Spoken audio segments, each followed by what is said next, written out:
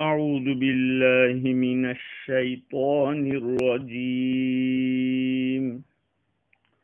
بسم الله الرحمن الرحيم. والذين يمسكون بالكتاب وأقاموا الصلاة إنا لا نضيع أجر المصلحين. وإذ نتقنا الجبل فوقهم كأنه ظلة وظنوا أنه واقع بهم خذوا ما آتيناكم بقوة واذكروا ما فيه لعلكم تتقون. صدق اللہ العظیم. معزز سامعین، بزرگوں، پیارے بھائیوں، سننے والی خواتین، مائیں اور بہنیں، آپ جانتے ہیں کہ اس سے پہلے سورہ اعراف کی آیت نمبر 169 پر گفتگو ہو رہی تھی. اہل کتاب خصوصاً یہودیوں کے بارے میں اللہ تعالیٰ نے فرمایا کہ ہم نے ان کو زمین کے اندر ٹکڑے ٹکڑے کر کے پھیلایا دنیا میں. وہ اپنی جمعیت کے ساتھ کسی جگہ نہیں ٹھہر سکے، اور ان میں کچھ لوگ نیک بھی تھے اور دوسرے نیک کے علاوہ بھی تھے. ہم نے ان کو اچھائیاں دے کر اور برائیاں دے کر آزمایا. مقصد یہی تھا کہ وہ لوگ باز آ جائیں، نعمتوں کو دیکھ کر شکر بجا لاویں اور حالات کو دیکھ کر صبر کریں. ان کے جانے کے بعد جو جانشین ہوئے وہ بھی اتنے نکمے تھے کہ دنیا کے سامان کو اپنی کتاب تورات کے احکام کو بدل کر حاصل کرتے تھے اور یوں سوچتے تھے کہ ہماری تو بخشش ہو جائے گی، یہ کہتے تھے. اور پھر اگر دوبارہ ان کے پاس ایسا مال لے جایا جاوے تو پھر وہ اس کو لے لیوے. اللہ تعالیٰ نے فرمایا کہ کیا ان سے عہد نہیں لیا تھا کہ وہ حق بات کہیں گے؟ انہوں نے کتاب میں نہیں پڑھا تھا؟ یعنی بڑا دعویٰ کرتے تھے، گناہ کو ہلکا سمجھتے تھے، حالانکہ کتاب میں بھی پڑھے تھے، ان سے عہد بھی لیا تھا. اس کے باوجود اللہ پر تہمت لگاتے کہ ہم تو معاف کر دیے جائیں گے. حالانکہ ان کو معلوم ہونا چاہیے تھا کہ آخرت کا گھر وہ بہتر ہے ان لوگوں کے لیے جو اللہ کی نافرمانی سے بچتے ہیں. تم لوگ سمجھتے نہیں ہو، اہل کتاب کو خطاب ہے،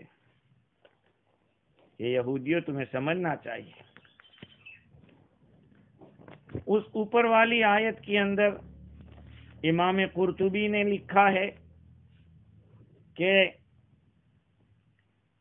یہ جو وصف بیان کیا گیا ہے یہودیوں کا کہ بعد میں آنے والوں نے یہ گورکھ دھندے کیے،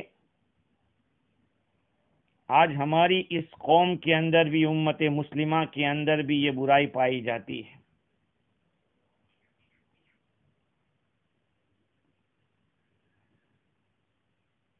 حضرت معاذ بن جبل رضی اللہ تعالی عنہ کی وہ روایت جس کو دارمی نے نقل کیا ہے، مسند دارمی کے اندر یہ روایت ہے کہ سیبل القرآن فی صدور اقوام، یہ قرآن پرانا ہو جائے گا کچھ لوگوں کے سینوں میں، جیسے کہ کپڑا پرانا ہو جاتا ہے. اور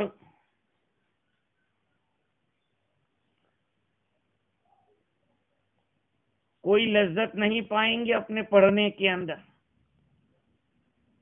قرآن پڑھیں گے نہ کوئی اس میں شہوت ہوگی نہ کوئی لذت ہوگی. کپڑے تو ایسے پہنیں گے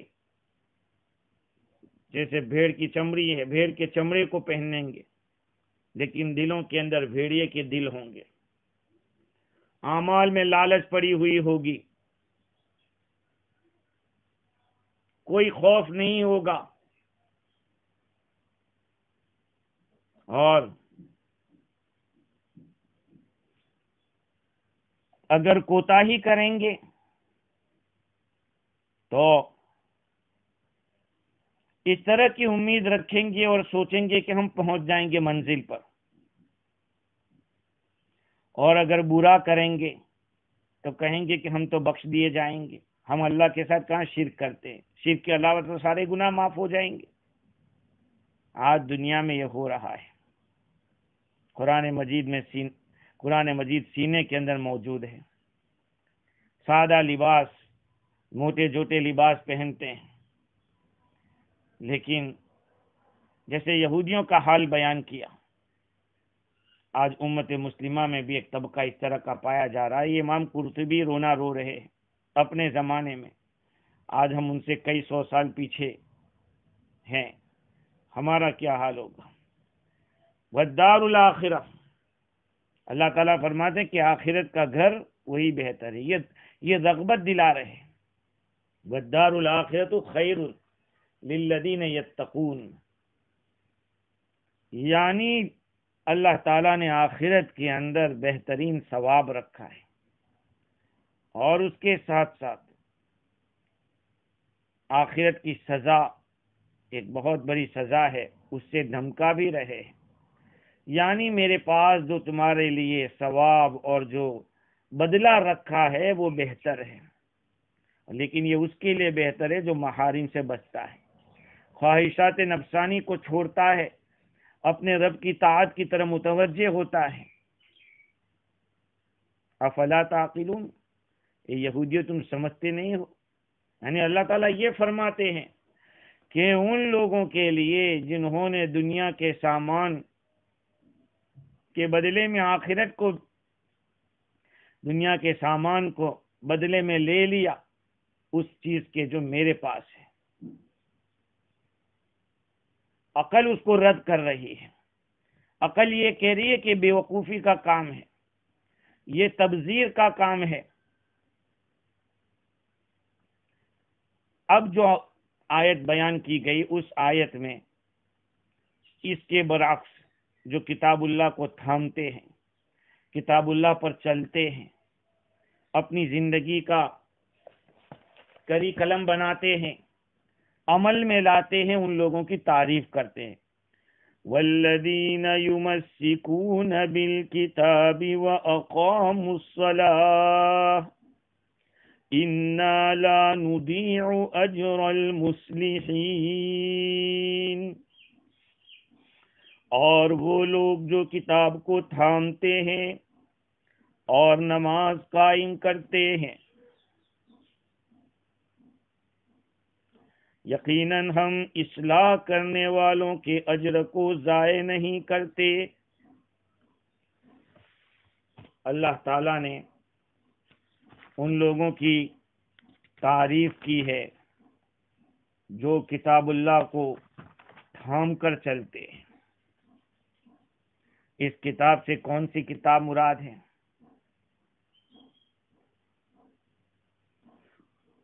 اوپر تو ان لوگوں سے عہد لیا تھا کہ کتاب اللہ میں کوئی چینجنگ نہیں کریں گے، تصرف نہیں کریں گے، صحیح بات کے سوا اور کوئی چیز اللہ کی طرف سے نہیں کہیں گے. والذین یمسکون، اس کے مقابلے میں کچھ لوگ وہ ہیں جو کتاب کو تھامتے ہیں. تفسیر روح البیان میں لکھا ہے کہ اس کی تفسیر میں رائے تھوڑی مختلف ہے. مجاہد کا کہنا یہ ہے کہ یہ اہل کتاب میں سے جو ایمان میں داخل ہوئے ان کے بارے میں فرمایا جا رہا ہے.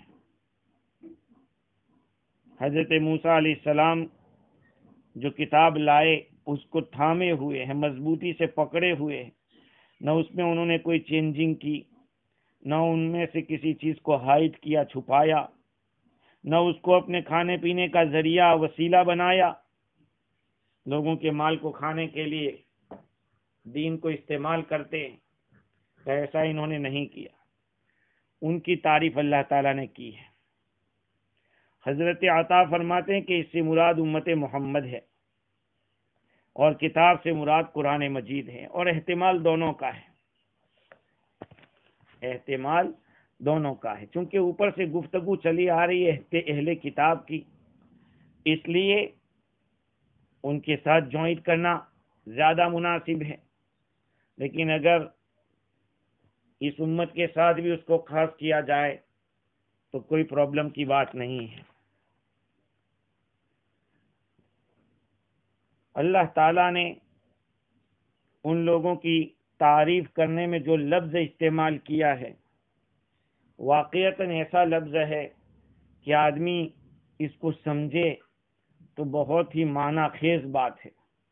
والذین یمسکون بالکتاب، اور وہ لوگ جو کتاب کو پکڑتے ہیں، تھامتے ہیں، ہاں، امساک، یمسکون یمسکون، مضبوطی سے پوری طرح تھامنا۔ تھامنا اس وقت تک کہلائے گا جبکہ اس پہ عمل بھی ہو۔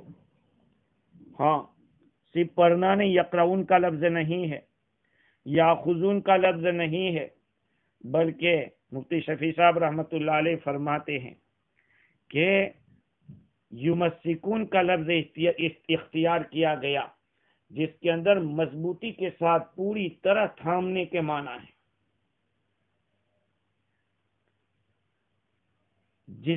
جس کے اندر اشارہ اس بات کی طرف ہے کہ صرف پڑھ لینا کافی نہیں ہے، بلکہ احکام کی پابندی مطلوب ہے، اپنی زندگی کے اندر اس کو لانا مقصود ہے۔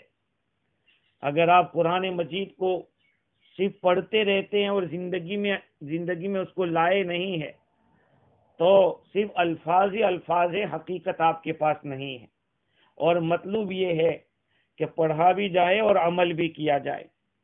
ہاں، دونوں چیزوں کو ساتھ میں رکھنا پڑے گا۔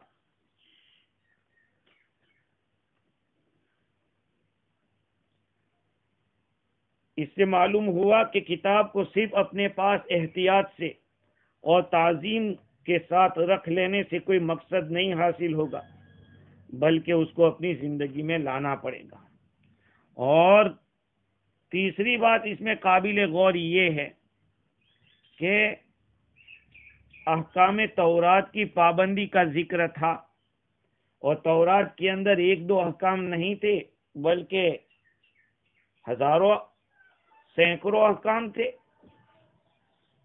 ان احکام کے اندر سب باتیں آ گئی تھی یمسکون بالکتاب میں، کہ کتاب کو تھامے رہتے، پھر بھی نماز کا الگ سے بیان کیا۔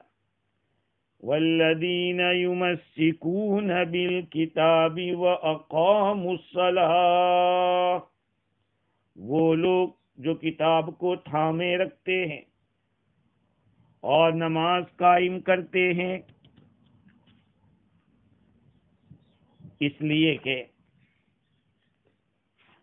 کتاب اللہ کے احکام کے اندر سب سے زیادہ اہم اور افضل عمل نماز ہے۔ عقیدے کے بعد اعمال کے اندر سب سے پہلے نمبر پر عمل نماز کا ہے۔ جیسے میں نے جمعہ میں عرض کیا تھا کہ قیامت کے دن حقوق اللہ میں سب سے پہلے سوال ہوگا نماز کا، اور حقوق العباد میں سب سے پہلا سوال ہوگا خون کا۔ کسی نے کسی کا خون بہایا ہوگا، اس پہ پکڑ ہوگی۔ چونکہ نماز احکام الہیہ کی پابندی کی خاص نشانی ہے اور علامت ہے، اس لیے نماز کا ذکر کیا۔ اور جو صحیح ڈھنگ سے نماز پڑھنے والا ہوگا، اس کے دوسرے احکام کے اندر بھی پابندی ہوگی،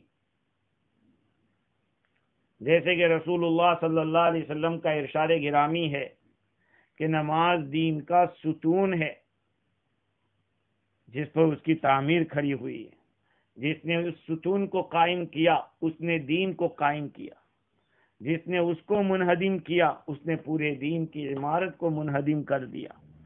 اس لیے نماز کا تذکرہ ہوا، وہ اقام الصلاۃ۔ حالانکہ یہ کتاب کے اندر داخل تھا، یہ لفظ نماز داخل تھی، اس کے باوجود من قبیل ذکر الخاص بعد ذکر العام، جنرل چیز نقل کرنے کے بعد اسپیشل طور پر نماز کا تذکرہ کرنا، یہ نماز کے خصوصی شرف اور فضیلت کی وجہ سے ہے، کیونکہ ایمان کے بعد سب سے افضل عبادت ہے تو وہ نماز ہے۔ اِنَّا لَا نُضِيعُ أَجْرَ الْمُصْلِحِينَ، یقیناً ہم اصلاح کرنے والوں کا اجر ضائع نہیں کریں گے۔ جن لوگوں نے اصلاح کی کوشش کی ہے، درست کرنے کی فکر کی ہے، اللہ تعالیٰ فرماتے ہیں کہ ہم ان کا اجر عطا کریں گے، قول میں بھی اور عمل میں بھی۔ اصلاح درستگی کا نام ہے، درست کرنے کا۔ یہ اصلاح دو طرح کی ہوتی ہے، اصلاح ظواہر، اصلاح سرائر، ظاہر کو درست کرنا، اور ایک باطن کو، اندر کو درست کرنا۔ ظاہر کو درست کرنا، جو ظاہری احکام ہے اس پہ چلنا، اور باطنی احکام یعنی دل کے حالات کو، دل میں جو برائیاں ہیں اس کو ختم کرنا۔ اور یہ بات یاد رکھیں کہ باطن اسی وقت درست ہو سکے گا جب ظاہر پر عمل کریں گے۔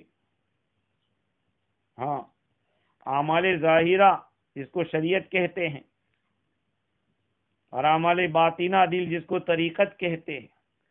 طریقت شریعت کے بغیر بیکار ہے، بغیر شریعت کے طریقت کی کوئی حقیقت نہیں ہے۔ نبی پر کبھی شریعت نماز معاف نہیں ہوئی، روزہ معاف نہیں ہوا، پاؤں گھسیٹتے ہوئے بھی آقا صلی اللہ علیہ وسلم تشریف لے آئے مسجد کے اندر نماز پڑھنے کے لیے۔ آج ہمارا حال کیا ہے؟ معمولی بہانے کے اوپر نماز کو چھوڑ دیا جاتا ہے اور اس کو ایک بوجھ سمجھا جاتا ہے۔ تفسیر روح البیان کے اندر لکھا ہے کہ یاد رکھو آخر زمانے کے اندر یہ بات غالب آ جائے گی، قرآن پر عمل کرنا لوگ چھوڑ دیں گے، اور نیک بختوں کے بعد ایسے بدبخت آ جائیں گے جو دنیا کے ٹپ ٹاپ کے اوپر مطمئن ہو جائیں گے۔ آج ہمارا حال یہی ہے، ہمیں اچھا دکھنا چاہیے، اچھا لگنا چاہیے، حقیقت چاہے کچھ بھی نہ ہو۔ اسی لیے غیروں کے تہواروں کی ہم رونق کا باعث بنتے ہیں اور ظاہری ٹپ ٹاپ ہوتی ہے۔ دین کی ہر خوشی کے اندر اندر کی خوشی ہوتی ہے۔ اسی لیے تفسیر روح البیان میں حضرت حسن بصری تقریباً وہی ہے، ان کا قول نقل فرمایا۔ وہ فرماتے ہیں میں نے 70 بدری صحابہ کو دیکھا۔ عینی نے اس کے اوپر کلام تو کیا ہے، لیکن چونکہ روح البیان میں بات نقل کی اس لیے نقل کر رہا ہوں کہ میں نے 70 بدری صحابہ کو دیکھا۔ اللہ تعالیٰ نے جو چیزیں حلال کر رکھی ہے دنیا کی، وہ اس میں بھی بے رغبتی کرتے تھے۔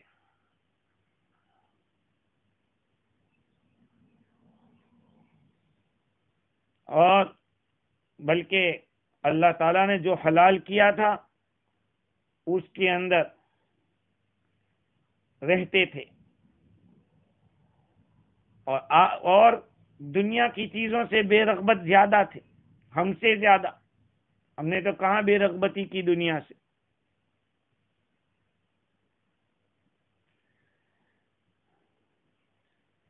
اور تفسیر روح البیان کے کہنے کا حاصل یہ ہے کہ وہ لوگ تو حلال چیزوں میں بھی بے رغبتی کرتے تھے جتنی بے رغبتی تم حرام میں نہیں کرتے۔ یہ ہے اصل بات۔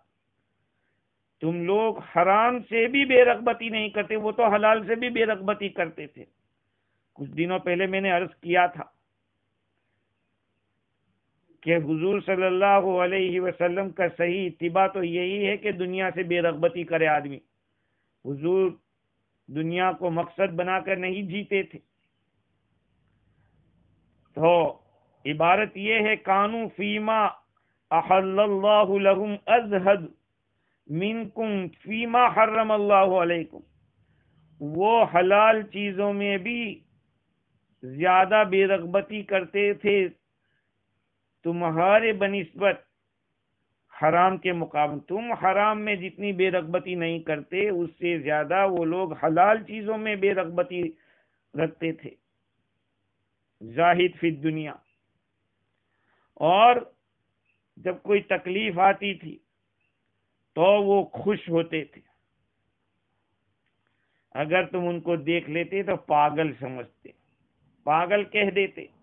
حسن بصری رحمت اللہ علیہ فرماتے ہیں، اور اگر وہ لو رأوا اخیارکم قالوا ما لہؤلاء من خلاق، اگر وہ بدری صحابہ تم میں سے جو اچھے سمجھے جاتے ہیں ان کو اگر دیکھ لیتے تو کہہ دیتے کہ دنیا میں آخرت میں ان کا کوئی حصہ نہیں ہے۔ اور اگر تمہارے مسلمانوں کے نالائقوں کو دیکھ لیتے تو یہ کہہ دیتے کہ یہ لوگ تو یوم حساب پہ ایمان ہی نہیں رکھتے، ان کا تو کوئی ایمان ہی نہیں ہے۔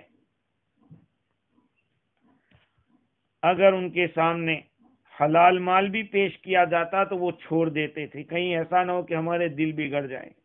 اسی لیے تو حضرت عمر رضی اللہ عنہ فراوانی ہوتی تو ڈرتے کہ کہیں دنیا میں تو نہیں مل گیا۔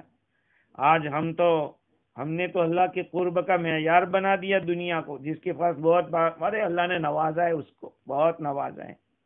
کیسے بھائی نواز دیا؟ ارے بس کھول دیے دروازے اللہ نے۔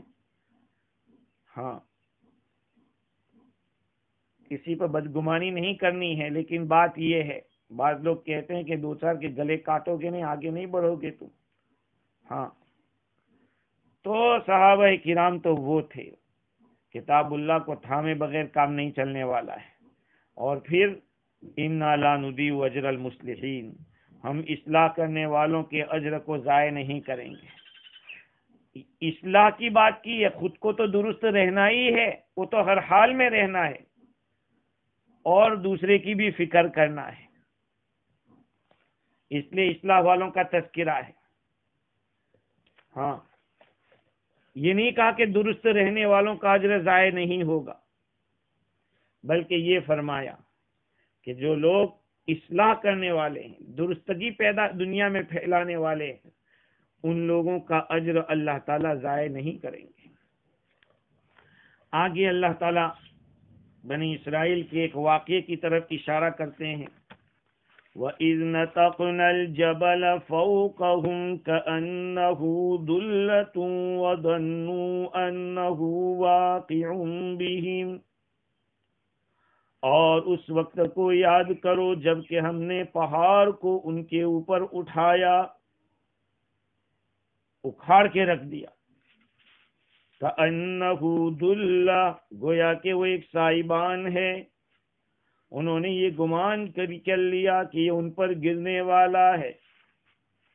خُذُوا مَا آتَيْنَاكُمْ بِقُوَّةٍ، جو چیز ہم نے تم کو عطا فرمائی ہے اس کو مضبوطی سے پکڑو۔ وَاذْكُرُوا مَا فِيهِ لَعَلَّكُمْ تَتَّقُونَ، اور یاد رکھو ان باتوں کو جو اس کتاب میں ہے تاکہ تم پرہیزگار بن جاؤ۔ اس آیت کریمہ کے اندر حق سبحانہ و تقدس نے ان لوگوں کے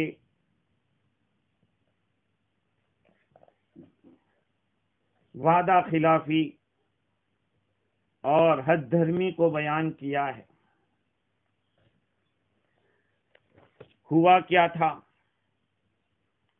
تفسیر روح البیان کے اندر اس کو اس طرح سے نقل کیا کہ حضرت موسیٰ علیہ السلام جب بنی اسرائیل کے پاس تورات لائے، ان کے سامنے آپ نے پڑھا ان لوگوں نے اس کو سنا، اس میں جو احکام تھے مشکل احکام بھی تھے، انکار کر دیا کہ بھائی ہم سے نہیں ہوگا، ہم اپنی زندگی میں نہیں لا سکتے۔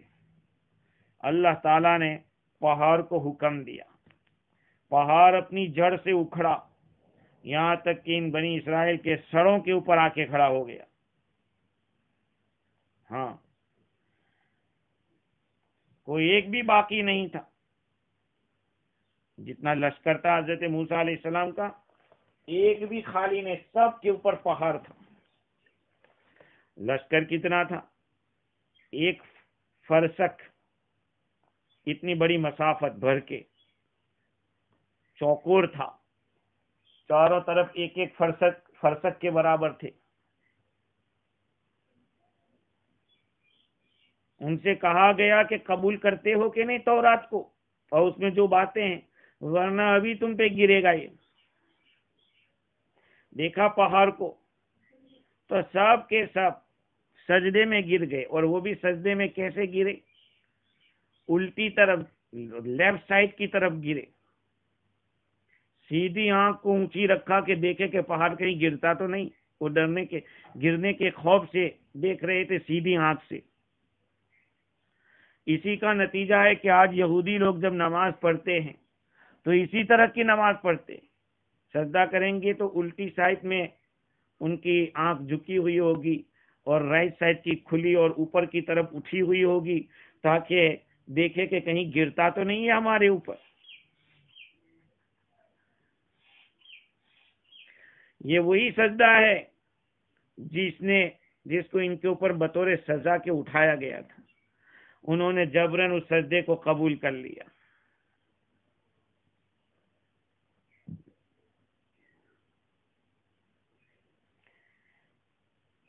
ان لوگوں نے جب معاملے میں الٹا کیا تو ان کو سزا بھی ایسی ملی، اور اس سزا پر وہ کام بھی ویسے الٹے ہی کرنے لگے۔ اللہ تعالیٰ فرماتے ہیں کہ وَإِذْ نَتَقْنَا الْجَبَلَ فَوْقَهُمْ، ہم نے پہاڑ کو ان کے اوپر اٹھایا، كَأَنَّهُ ظُلَّةٌ، گویا کہ وہ ایک سائبان ہے، جیسے چھت اپنے سر کے اوپر ہم رکھتے ہیں، اس طرح سے یہ بھی اوپر آ گیا۔ سوال ہو سکتا ہے کسی کو کہ پہاڑ کیسے اپنی جگہ سے کھڑا ہو سکتا ہے، اٹھ سکتا ہے، اور کسی کے سر کے اوپر لٹکا دیا جائے؟ یہ تو عقلاً ہم تو نہیں مانتے، مشکل ہے۔ ان عقل کے اندھوں کو یہی کہا جائے گا جو خدا آسمان جیسی بڑی مخلوق جو پورے عالم کے سر کے اوپر منڈلا رہا ہے، لٹک رہا ہے، معلق کیا ہوا ہے، اسے کسی پہاڑ کا معلق کر دینا کیا محال ہے، کیا مشکل ہے اس کے لیے۔ پہاڑ کی کیا بساط ہے آسمان کے مقابلے میں؟ پہاڑ تو ایک آسمان کے کچھ تھوڑا سے ایک ڈاٹ کے برابر بھی نہیں ہو سکتا۔ پہاڑ کتنا ہی بڑا کیوں نہ ہو، آسمان سے تو بڑا نہیں۔ جب آسمان سے بڑا نہیں تو آسمان کو اللہ تعالیٰ نے کس طرح سے بغیر ستون کے معلق رکھا ہے؟ اس سے آگے کی بات کہہ دوں، علامہ مولانا ادریس کاندھلوی علیہ الرحمٰن نے اپنی کتاب معارف القرآن میں اس بات کو لکھا ہے۔ موسم 12 کے اندر، رینی سیزن کے اندر دیکھا ہوگا کہ بھاری بھرکم بادل بھرے ہوئے ہیں اور آسمان میں ہے، کئی کلومیٹر تک آپ چلے جائیے وہ بدلی ویسی ہی رہے گی، اور خالی تو ہے نہیں بادل، اس میں کتنے ٹن اور کیا بے حساب، ہمارے حساب سے تو اس کو بے حساب کہیں گے، وہ تو اللہ کے حساب میں اتنا پانی ہوتا ہے، یہاں تک کہ ہفتے ہفتے تک پانی برستا رہتا ہے، رکنے کا نام نہیں لیتا، پھر دعائیں کروانی پڑتی ہے کہ بند کیا جائے۔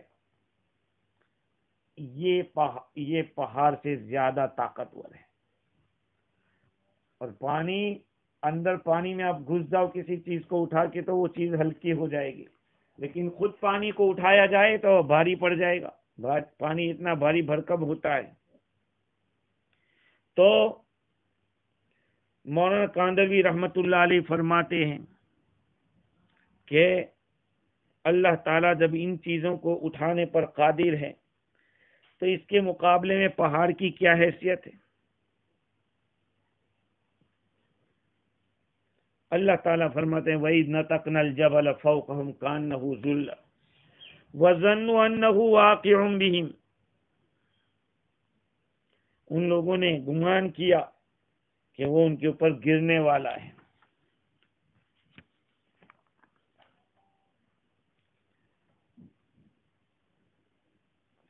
اور ایک بات یہ بھی ہے جس کو مولانا اشرف علی تھانوی نور اللہ مرقدہ نے بیان قرآن میں لکھا ہے کہ پہاڑ کا اٹھانا کوئی ضروری نہیں کہ اس کو لٹکا ہی دیا ہو، ضروری نہیں ہے، کیونکہ نتق کا لفظ ہے اور اس کے معنی کھینچنے کے، اٹھانے کے ہیں۔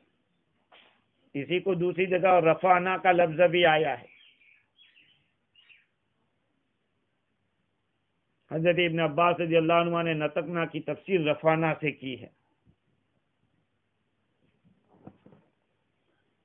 آیت کے معنی یہ ہوں گے کہ اس وقت وہ وقت ابھی یاد کرنے کے قابل ہے جب ہم نے بنی اسرائیل کے سروں پر پہاڑ کو اٹھا کر معلق کر دیا، جس سے وہ سمجھنے لگے کہ اب ہم پر گرا چاہتا ہے، گرے گا یہ۔ اس وقت اللہ تعالیٰ نے ان سے فرمایا تھا خذوا ما آتیناکم بقوہ، مضبوطی سے پکڑو ان احکام کو جو ہم نے تمہیں دیے، یاد رکھو تورات کی ہدایات کو، تاکہ تم برے اعمال و اخلاق سے، تاکہ تم لوگ برے اعمال سے اور اخلاق سے باز آ جاؤ۔ اگر تورات کی ہدایت پہ نہیں چلو گے تو برے اعمال سرزد ہوں گے، اور اس کو پکڑے رہو گے تو برائیوں سے بچتے رہو گے۔ واقعہ یہی ہے کہ بنی اسرائیل کو ان کی فرمائش کے مطابق، خواہش کے مطابق حق سبحانہ و تعالی نے کتاب و شریعت دی، اور جیسا حکم دیا اللہ تعالیٰ نے موسیٰ علیہ السلام نے اس طرح سے کیا۔ اس کے بعد یہ کتاب ملی، بنی اسرائیل کو سنائی، تو انہوں نے کہا کہ تو ہماری طبیعت اور سہولت کے خلاف ہے، سن کے انکار کرنے لگے، ہم سے تو ان حکام پر عمل نہیں ہو سکتا۔ اللہ تعالیٰ نے حکم دیا گیا جبریل کو جاؤ۔ یہاں ایک بہت بڑا سوال ہوتا ہے۔ سوال کیا ہے؟ اللہ تبارک و تعالیٰ نے قرآن پاک کے اندر یہ بات بیان فرمائی ہے لا اکراہ فی الدین، دین میں زبردستی نہیں ہے، کوئی زبردستی نہیں، اسلام کے اندر، دین کے اندر کوئی زبردستی نہیں ہے۔ یہاں بنی اسرائیل کے اوپر پہاڑ کھڑا کر کے کہا گیا مانتے ہو کہ نہیں؟ کہا مانتے مانتے مانتے، یہ زبردستی نہیں ہے تو اور کیا ہے؟ اس کا جواب یہ ہے کہ لا اکراہ فی الدین کن کو کہا گیا ہے؟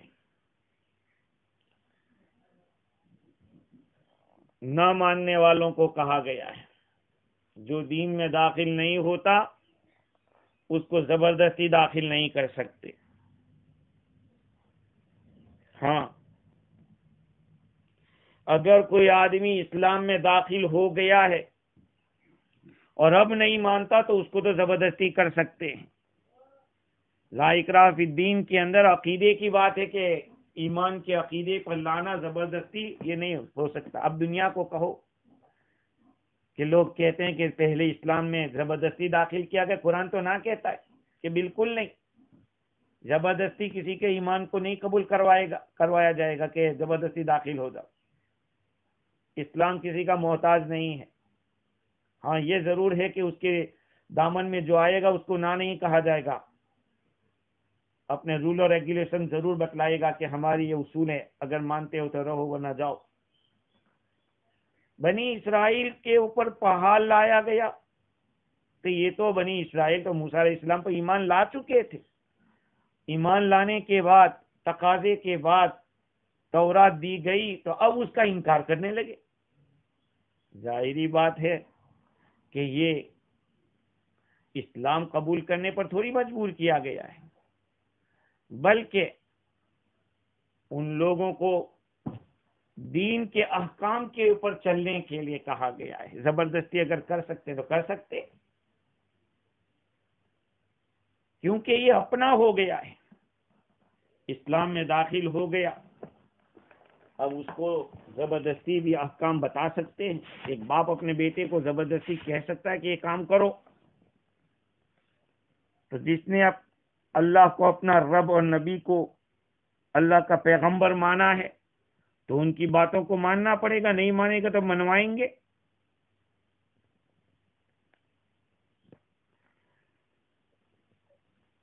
خذوا ما آتیناکم بقوة واذکروا ما فیہ لعلکم تتقون۔ اور جو چیزیں اس کے اندر ہے اس کو یاد کرو تاکہ تم لوگ پرہیزگار بن جاؤ۔ کیسا پرہیزگار؟ برے اعمال سے بچنے والا، اخلاق رذیلہ سے بچنے والا۔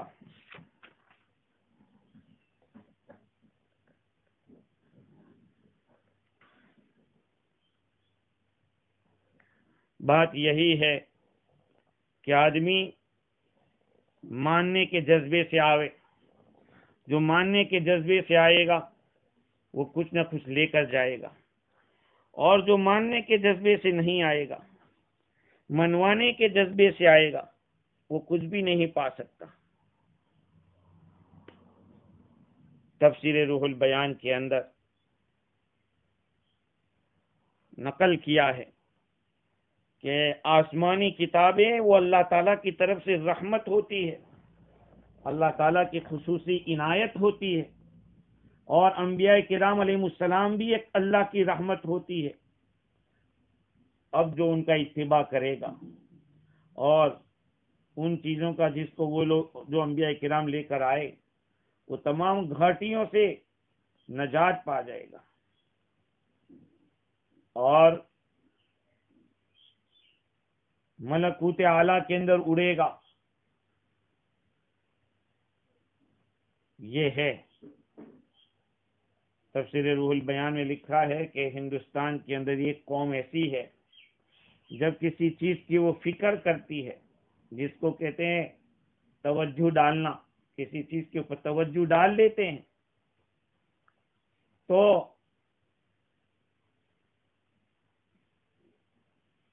جن پر توجہ ڈالی ہے ان کو لوگوں سے الگ کر دیتے ہیں، اور پھر جس طرح کی فکر ان میں ڈالیں گے ویسی ان کے اندر ایکٹیویٹیز ہونے لگے گی۔ سلطان محمود غزنوی رحمۃ اللہ علیہ ہندوستان کے شہروں کے اوپر یلغار کرتے تھے، حلہ بولتے تھے۔ اس میں ایک شہر تھا، جب وہ اس کا ارادہ کرتے تو بیمار ہو جاتے تھے۔ کسی اللہ والے سے پوچھا ہوگا کہ آخر ایسا ہوتا کیوں ہے؟ کہا کہ ہندوستان میں ان لوگوں کے پاس ایک ایسی ٹولی ہے کہ جب وہ اپنی ہمت کو کسی بات کی طرف لگا دیتے ہیں، کسی چیز کا ارادہ کر دیتے ہیں، تو پھر وہ چیز وجود میں آتی ہے۔ تو اللہ والے سے پوچھا کہ کیا کریں؟ کہا جب داخل ہو تو ڈھول بجاتے ہوئے جاؤ تاکہ ان کی توجہ قائم نہ ہو سکے۔ جب اسی طرح سے طبل بجاتے ہوئے جائیں گے، بوق اور بیوگل بجاتے ہوئے جائیں گے، تو ان کی توجہ کو جمعیت حاصل نہیں ہوگی، ان کی جو ہمت ہے، ان کا خیال ہے، وہ مشوش ہو جائے گا۔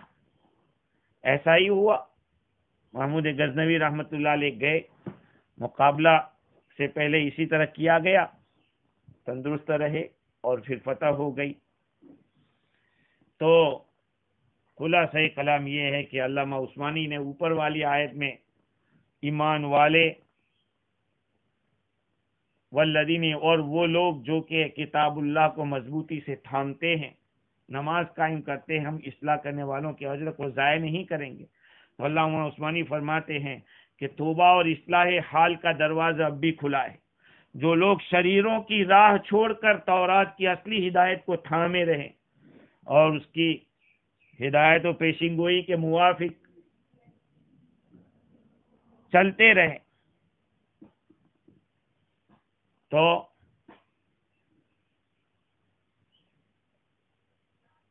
اللہ سبحانہ و تعالی مدد فرمائیں گے۔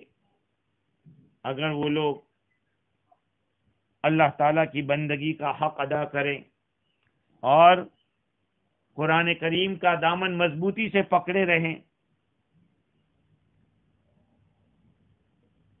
اللہ تعالیٰ ان لوگوں کی مدد فرمائے گا، اور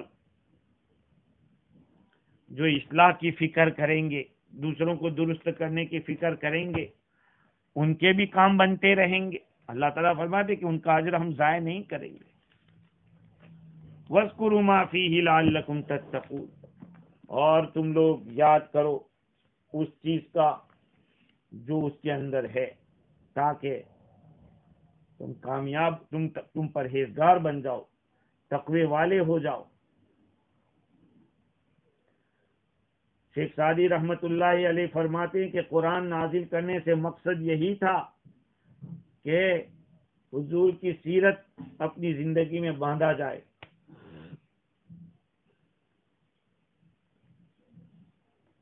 ہاں، جتنا آدمی متوجہ ہوگا، جس درجے سے ہوگا، اللہ تعالیٰ اتنی کامیابی عطا فرمائے گا۔ آگے چل کر جو آیت آ رہی ہے وہ ایک بہت ہی اہم ایگریمنٹ بتلا رہی ہے۔ آج جن آیات کو آپ کی خدمت میں نے پڑھا، اس میں ایک اسپیشل ایگریمنٹ تھا جس کو یہودیوں سے لیا گیا۔ آنے والی آیت کے اندر جنرل پوری دنیا کے انسانوں کے ساتھ، خواہ وہ مرد ہو یا عورت، بچہ ہو یا کچا ہو، سب کے ساتھ معاہدہ ہوا ہے، جس کو عہد الست کہتے ہیں۔